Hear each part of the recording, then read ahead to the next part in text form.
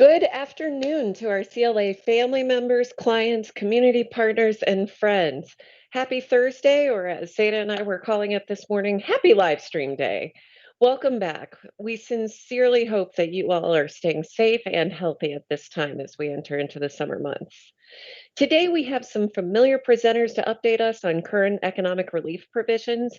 Karen Blasek is back, and she's going to kick us off to share most of what we know on the Restaurant Revitalization Fund today.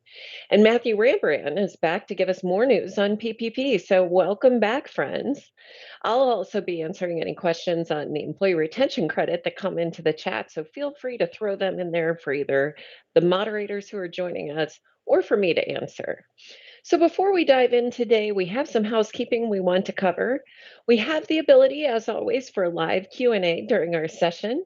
In order to participate, though, you must be registered and logged in using the link below me.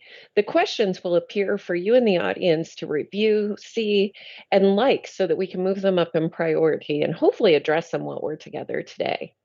We also, as I mentioned, have Leslie, Christine, and Jack as moderators in the chat, standing by and they're ready to engage and interact with you immediately as well. We also want to let you know to look for some of our special events and registration opportunities on our website, as well as any white papers or articles or anything that you see that may be of interest to you as you navigate these times. And lastly, of course, please don't ever hesitate to contact your CLA relationship. We want to engage with you. Well, without further ado, I want to start with Karen Blasek and her great news for restaurants. So, Karen, how are you today? I'm doing great. It's so good to be here on the live stream again. Well, we've got great news for restaurants today. The Restaurant Revitalization Fund, or as I'll be referring to it as the RRF, is here and ready to go. The portal opens for registration tomorrow and then opens for applications on Monday, May 3rd. So get ready. There is $28.6 billion available for grants, and it will go fast. Some of the key things to keep in mind about this program is it is a grant. It's not a loan like the PPP. It's designed to help smaller restaurants. So no public restaurants can apply. No business groups with more than 20 locations can apply. It has a very long covered period. It goes back all the way to February 15th of 2020, and then all the way forward to March 11th of 2023. It has eligible expenses that cover much broader expense categories than the PPP. And it's designed to really compensate these restaurant businesses for their pandemic-related sales deficits while helping provide support as these restaurants are getting ready to reopen all around the country. Well, Karen, that is so very exciting. And I tell you, like all of these programs, there's usually about three key things that we need to talk about. The first one is, how do you get started? How do you know if you're eligible? So can you maybe cover that with me, and then we'll go to step two. Okay, sounds perfect. So the first step is really determining if your business is eligible. The business needs to be one of these types of businesses. So a restaurant, obviously, but also food stand, food trucks, food carts, caterers, saloons, taverns, bars, and lounges. Also, there are some other eligible businesses that have a beverage and food component. So a brew pub, a tasting room, a tap room, a winery, a distillery, or other types of licensed facilities that have an on-premise beverage alcohol production, but a place where the customer can come and actually taste and sample products and purchase them. So for these additional businesses, however, they must meet the minimum standard of on-premise food and beverage sales of at least 33% of total revenues of the business. This rule also applies to bakeries that have on-premise service as well as inns. However, hotels and motels do not qualify even if they have restaurants that meet the 33% threshold. And that's been validated recently with the SBA. There are several types of businesses that are not eligible for the program. They include publicly traded restaurant companies and restaurants, as I mentioned, with more than 20 locations. And this is a very interesting thing because the 20 locations could actually be multiple types of businesses. So you could have a retail store and restaurants. And so if you add up all of those businesses under that common ownership, they may actually not be 20 restaurants. There may be others that put them over the 20 mark and they would not be eligible. So it's very important to think about and check into. Also, you can't have received a shuttered venues grant, another program that we've been talking about in the live stream recently, and the business cannot have been closed permanently. It could be closed temporarily, but not permanently. If your business has applied for a second draw PPP loan and has not yet been funded, you will need to cancel that request in order to qualify and apply for the RRF. Karen, I think that is such a good synopsis of who is eligible, and maybe is lending itself to a few extra questions out there. Even I was sitting there thinking, so if I'm closed seasonally, does that? But I won't hit you with those right now. What I'd like to do next, now that we understand who qualifies, can you talk to me about what size grant, or how to determine what size grant you qualify for if you're eligible for the program? Yes, I would say that that is probably the hardest part once you figure out whether you're eligible, because there are different calculations depending on how long the business has existed. So there are three parts to that. So when did your business begin operations? Where were your gross receipts in 2019 and 2020? What levels did you attain? And three, did you get PPP loans in 2020 or 2021? So let's take the first step first. So, what were the gross receipts? I'm sorry, when did your business begin? So, what happens is when you have a business that began operations before 2019, so from that instance, you're just going to take your 2019 gross receipts, then you're going to subtract your 2020 gross receipts, and then you will also have to subtract your PPP loans if you've gotten any of those. But it's important to talk about what gross receipts are. So for purposes of the RRF, they really are representing typically net revenues that would be reported on your tax return, typically on line 1C for most filers. If you file a Schedule C, that would be on line 3.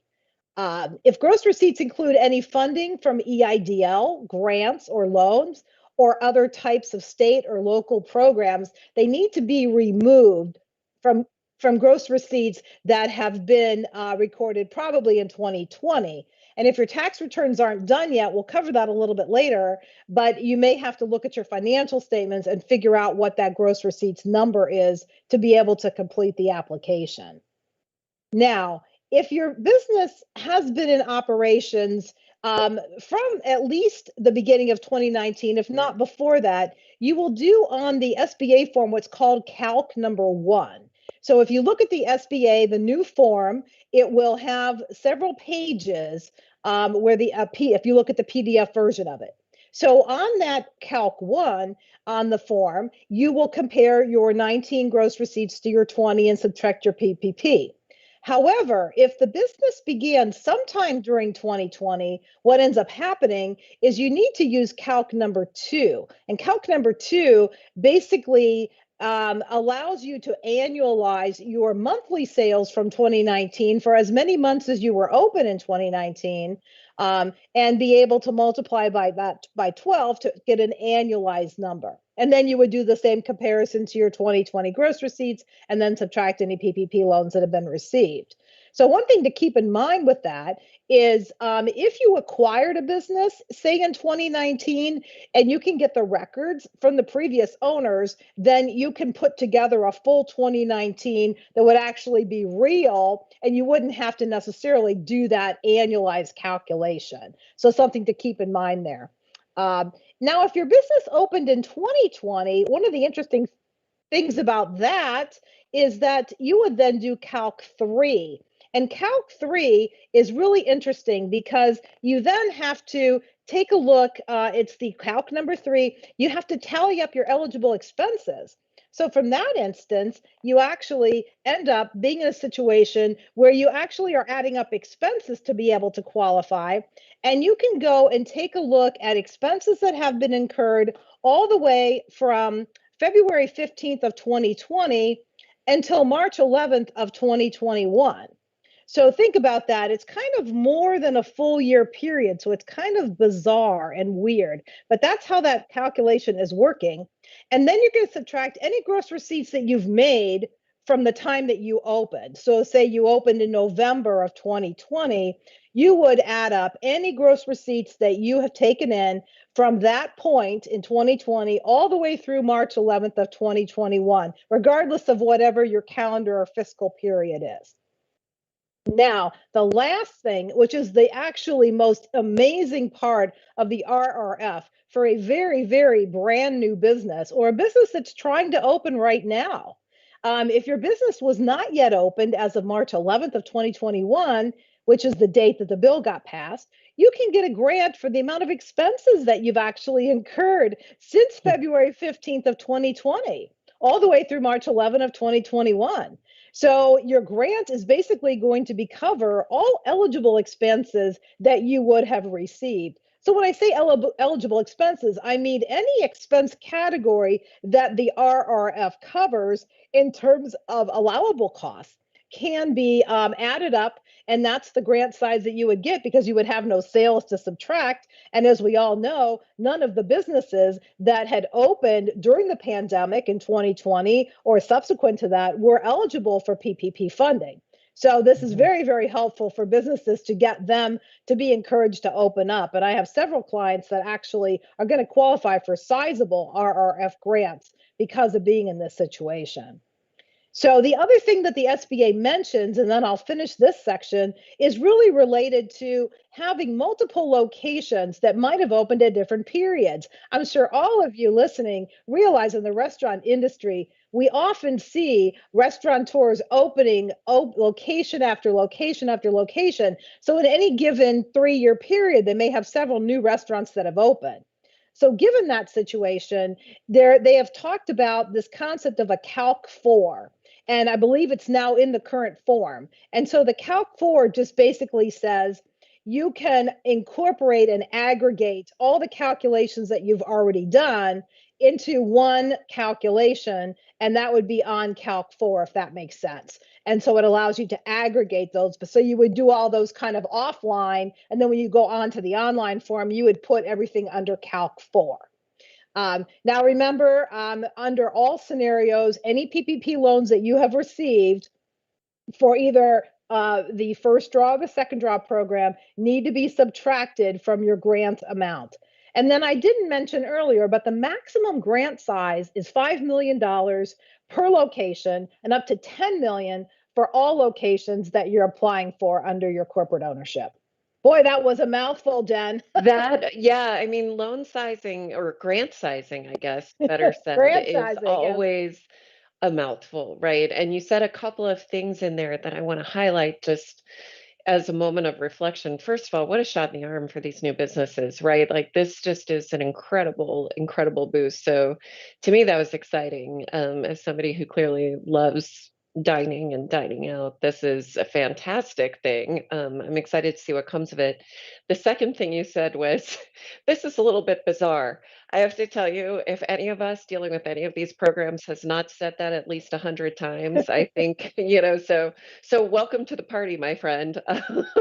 When you say as you lead this initiative, yes, this is a little bit bizarre, which makes it absolutely normal for these times. And then the third thing you said was in response, actually, you didn't even know it, to a question that came in during the chat. Somebody said, well, hey, what if you haven't filed your 2020 tax return yet? And I think if I heard you correctly, you just said, you might have to pull out your financials and go with it from there as opposed to using your 2020 return. Is that correct? Yeah, and we're actually going to talk about that right now Okay. under the sort of the third step. Yes, and so let me not hold this up anymore. If you could please get into that third step and talk about the supporting documentation you need and how you apply online for this. Now that if you qualify, who you are and what size you're going to be going after. Now, what do you do? How do you get it? Exactly, exactly. So the third step is really around getting your supporting documentation pulled together because there will be certain things you're going to have to upload to the online site. And you're also going to have to fill out an online application. And so the website is going to be up and running for registrations tomorrow. morning. And so we want to encourage everybody who's going to be applying to go ahead and register. It's a very quick process. It's just like getting a login and a password for any other site you've done on the internet. So that's pretty simple. And then you'll be ready to go on Monday when you can actually submit your application online. So I'd recommend that everybody also ahead of time today, after this webinar, go and pull down the sample application from the SBA.gov website, and that will allow you to see what questions are going to be asked. Just kind of practice before you go online, because that way you can sort of dig out information if you need tax numbers or things like that, and figure out what documentation you're going to need. So I'm going to cover that now. So the 2019 tax return is going to be an absolutely mandatory required document that you cannot apply for an RRF grant without it. They have actually come out today and said it in those strong words. Everyone should have a 2019 tax return by now.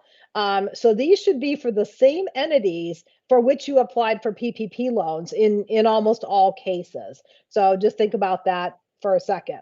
Then your 2020 tax return for your entity that you're going to be applying for is probably not completed. And there's a lot of reasons for that. We've talked about that on these live streams. For certain reasons, it makes sense to defer your finishing your return, delay it. So if your return is not completed, then you have some options to provide information to get the SBA comfortable with the gross receipts, which is the issue for the tax return.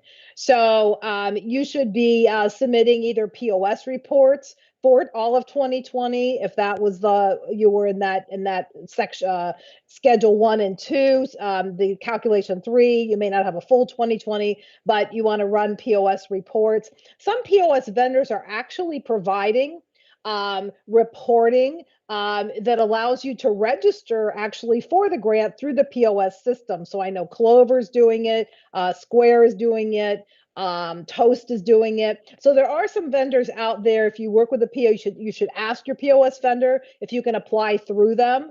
I don't know that that gets you any faster or slower treatment, but it might be worth looking into. But you can always, of course, go to the SBA website and apply, and I'm sure that will be the vast majority of applications will come in that way.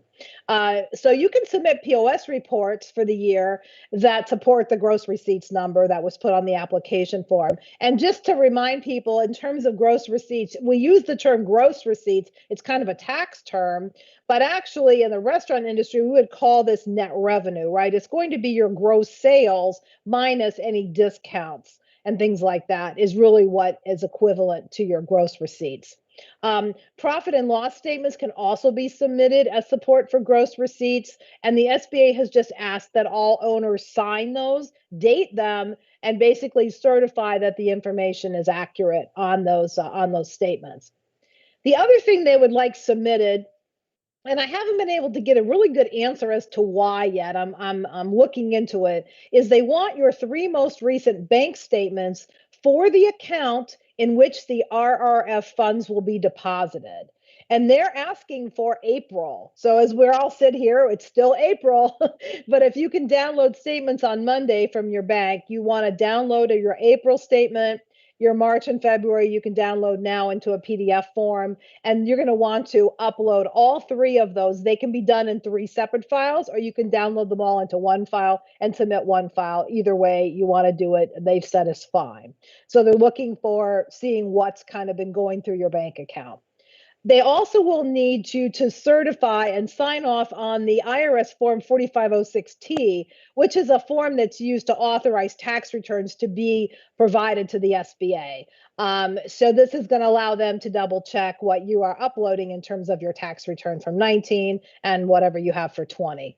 And so they also need you to provide information about the gross receipts in a situation where you're one of those businesses that is eligible, but probably isn't totally food and beverage. And so in that instance, you will have to submit sales tax filings for those 2 years to basically prove your food and beverage, which would be taxable, typically has been dealt with. So a lot there, Jen.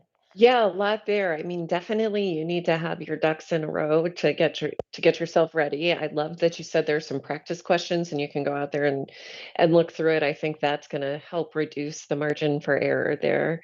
Um, and I know it's funny, you just were mentioning the 33% test again, and I know a question popped in about, could you qualify if you're like a fraternal organization who has greater than 33% of food sales, so you're I guess that makes you a 501(c)(8).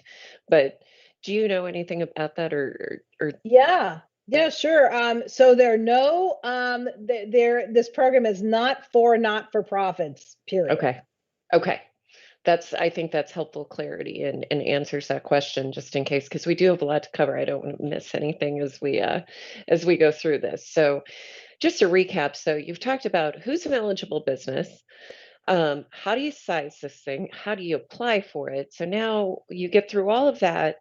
When you get the grant money, is there anything you need to be doing or keeping or mindful of, like we do with PPP tracking expenditures or anything like that? What happens now to restaurants when they get the grant money? Yeah, so you'll get all the money into whatever bank account you indicate on your form, on your application form. But the SBA did announce this week that they're going to be requiring an annual reporting of how the grant money is being spent each year. So because this program goes from 2020 all the way out to 2023, you would report all of your 2020 expenditures at the end of 2021 and any expenditures from 2021. But then if you still haven't spent all the money in 2022, whatever is still remaining, you would have an obligation at the end of 2022 to report that. Until all the money has been spent. So they have not yet sent out what that template will look like, but I'm sure it will be a template that will ask for information such as probably the date of the expense, what category of expense it came from, the amount, things like that, I would anticipate. So that will be going on. And regarding audits, the SBA has said that they do have a right to audit these grants. And so they haven't yet come out and say if there's a certain dollar threshold that they will require audits, similar to what they did with PPP. So we really don't have enough guidance on that yet to provide any insights to all of you, but you want to keep track of all your expenses. Just one other thing, when you upload those expenses at the end of the year, you can just upload the template. You don't have to upload all the detail. You only have to provide that detail if you get audited. Excellent. Excellent. So the next question that I know is going to come up, and I'm so glad you've set aside some time to cover this, is what are some of these eligible expenses for the program? We joked about it when PPP came out because everybody was really splitting hairs on, so what type of fuel does count as transportation, and can I use my cell phone? So let's get out in front of it, and can you answer for me what are some of the eligible expenses for this program? Yeah, so great question, Jen. And all I can tell you, the best way to think about eligible expenses as it relates to the RRF grants is that it's everything you got with PPP and more. How about that? I love So, it. so the payroll costs, as defined in the PPP, it's going to be the same types of payroll costs. You're going to have that annual cap of 100,000. Owners can put in their compensation that they receive a W-2 from the business or even a 1099, but this is not for profit distributions. So I've gotten a couple questions on that. Interest and principal payments for mortgages and other debt service. The SBA even went so far as saying the other day that if you have credit card bills that haven't been paid and you've been carrying balances on them and the transactions took place after February 15th of 2020, you can get those all paid off with this money. So this is going to help a lot of businesses that have really been hanging on using some very high rate means of maintaining creditability. Rent is going to be also included. Now, you can't do any prepayment on rent or debt. So that's very, very important to keep in mind. So, you can catch up, but you can't go ahead, if you Mhm. will. But if you have 2.5 years or so to spend this money, well, then actually, you could use it to pay your rent payments, your debt payments for the next 2 years very easily, 1 month at a time. Utilities are the typical examples that we've seen. PPE supplies and other operating supplies qualify. Inventory, they've now come out and said that actually buying raw materials, you could use this money to buy food for your restaurant for the next 2 years. And that could use up quite a bit of money. Marketing costs, a lot of restaurants have incurred marketing costs, insurance policy premiums, also works for legal and accounting fees. So we're very excited to hear that, as well as software costs. A lot of restaurants have spent money to get into things like reservation systems and all sorts of other types of tools. Now you can use the payments on those from this program. And then, of course, there's maintenance costs as well. And one last comment on that is the construction of outdoor seating is also can be used. However, new construction related to, say, expansion of your business, opening a new location, things like that, that will not be allowed under the program. So that's kind of a quick recap there. Yeah. So basically, get registered, then get your documentation together, go online and apply. But if you have any questions, don't hesitate to reach out to CLA. Karen, you are amazing. I am certain that that contact us button on our webpage is going to be hit like crazy. I'm not sure if the contact us button or the website is going to crash first, but uh, I actually would suggest that our system's probably a little more robust. So bring the questions and contact us if you need some help, Karen, and her knowledgeable team are more than happy to assist with this. So Karen, thank you so much. We do have a couple of minutes and I'd like to bring Matthew back. And Matthew, thank you so much for joining us today. I know we don't, you and I in PPP and ERC land don't have too many technical updates that have come across our desks in the form of FAQs or IFRs, but I know you really spent some time putting together some good statistical information for us and just some reflections about what people need to know and kind of things that they can be preparing for because forgiveness is going to be a hot topic that we'll be talking about, I'm sure, once we get through this stuff. So um, can you tell me what you've put together to share with us today and just kind of freshen our cup with PPP, please? Absolutely, absolutely. I feel like I was picking teeth to try and figure out like what exactly are we presenting this week because PPP there just hasn't been much in the way of technical FAQs or IFRs, the interim final rulings. But weekly they do provide statistical data, so we'll touch upon the statistics. The total program as of the 25th of April has been funded 10.3 million total loans. So that's the loan count. Of that of those loans, the total value now, the total funding and lent was 770.7 billion. The total program, just to kind of bring this all to light, the total program has 813 billion in funding assigned to it. That leaves about 42 billion left of available borrowings to applicants. So if you haven't filed or if you're in the process of filing, there is some money out there. I think a couple weeks ago we did a live stream where we talked about projecting where that's going to land. We projected probably like the first to second week in May. So I still feel that that is still very I do think that the program is going to expire before the funding is going to expire before the May 31st deadline. So definitely, like I said before, just get your application in as soon as you can. If you've got issues with your application, work with your lender first. Check with them. See if they can check the SBA user interface to identify if there's any errors or if there's anything in the process from the SBA side to notify you of what's being held up. Maybe there's a hold code, maybe there's an error message, or maybe you're just getting denied for some other reason. If it's another reason that the lender is not willing to work with you, or maybe the SBA's user interface doesn't have a code assigned to that error, reach out to us because we have been working with a lot of clients recently who've had issues with filing, or maybe they're getting denied, and we've been able to help them get through the process. Maybe there were some minor errors. Maybe you just need a second set of eyes on your application, or maybe the calculations are just or just not correct. We'd be glad to help you through that process. So just to kind of recap, there's still some money out there. Expect it to, expire in the next couple of weeks. Work with your lender if you've got issues. Work with us if you've got questions on some of those error messages. And as you mentioned, Jen, forgiveness is still, that's still going to be up ahead. So, if you do get the funding and you've got questions on forgiveness, we're definitely here to support you and take you through those calculations. I'm sure we'll do another live stream down the road on the forgiveness mechanics.